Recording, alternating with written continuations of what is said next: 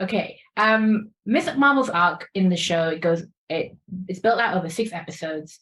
It meant that we had loads of time to make the big character swings that we wanted to make, and for her to go on this journey into figuring out who she is, coming into her own, and making it a really unique story that we haven't seen in the MCU beforehand.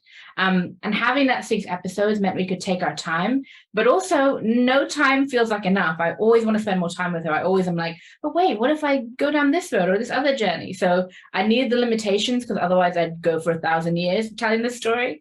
But at the same time, having this really concise but juicy 6 hours of television to tell this story before she goes and joins everybody else and goes off on whatever other adventures that lay ahead for her feels really exciting. And I think in terms of the breaking of the story, we get to do classic storytelling modalities, but at the same time, we get to do something a little bit different because of the nature of the MCU, because of the nature of Kamala and her background, and because of the creative freedom that was given to us.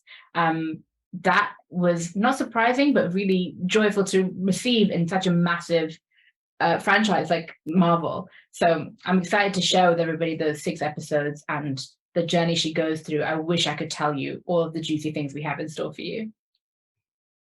Getting the balance on the page between heart and humor and action was kind of the eternal struggle for this show, in a really positive way. And I think we've come out to a really delicious mix at the end. Part of me was like, I just want to luxuriate in her family dynamic and in her dynamic with her friends, because they're funny and warm and really, I don't know, just so lovable. I just want to hang out with all of them all day.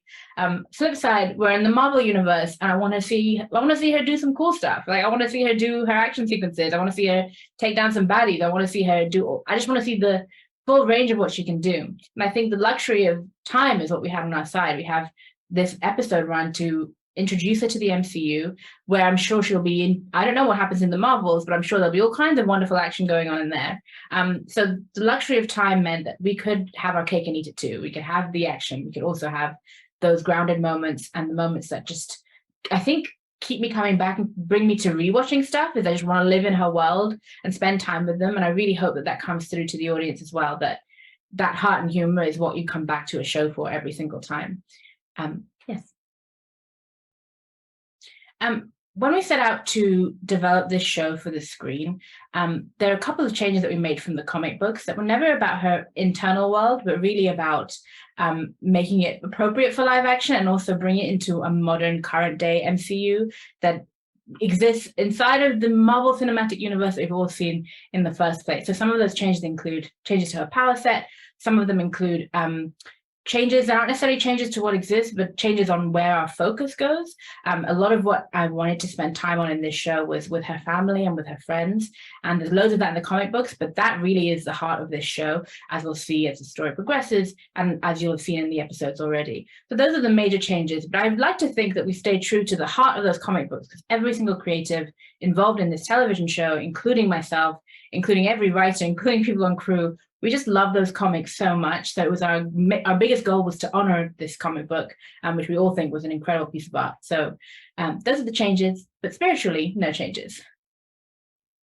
It's so important to have a young female Pakistani superhero from the background that she's from, because it's important that everyone gets to have their story on the big scale that Marvel allows us to tell our stories on. And I hope the same for people from any marginalized background, and any background that's been kind of pushed to the margins and not been part of mainstream storytelling in television and film, and certainly in the West.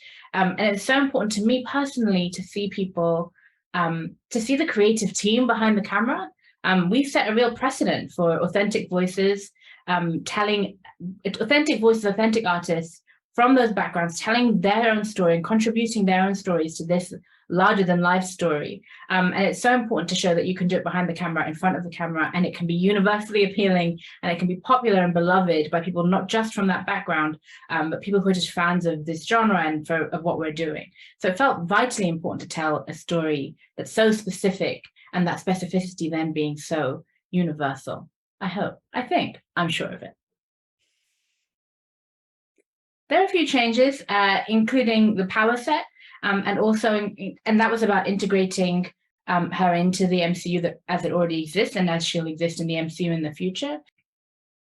when viewers come to Miss Marvel, they can look forward to a heartfelt, joyful, funny, adventurous story about a girl coming into her own, figuring out who she is in the world, and doing so with compassion and doing so with an optimism and like an infectious joy. I think that's what's most exciting about this television show is even if you strip everything else back, there's just so much joy to be had spending time with Kamala Khan. And I think that everybody will go away for this with, I hope, a full heart. I was desperate to be a part of this project. I've always been a fan of the comic books. And when I first discovered the comics, I just felt so seen and recognized, but also the comics themselves were so beautiful and so well told and so crafted with such care. And they're so intricate that when I found out that it was going to be adapted for screen, I didn't know quite whether it was for TV or film. When I first heard about it, I just had to put myself forward and I had to fight for it because it's just, it's an incredible piece of art, those comic books, and I really wanted to be a part of it.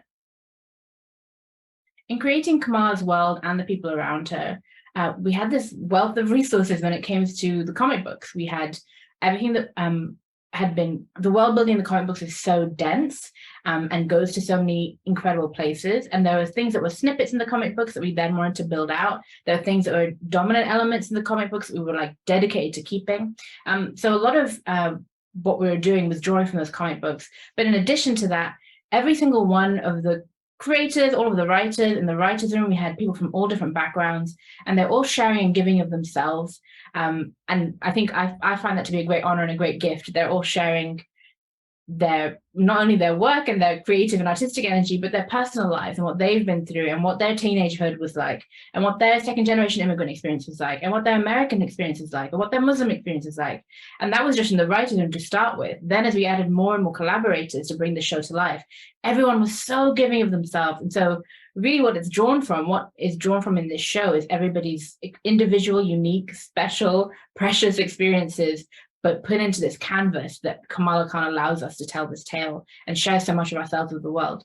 So those are the things that we drew from, but I hope that everyone can see the connection between that comic book existing gave us the freedom and the power to do that in live action. It was really just a gift.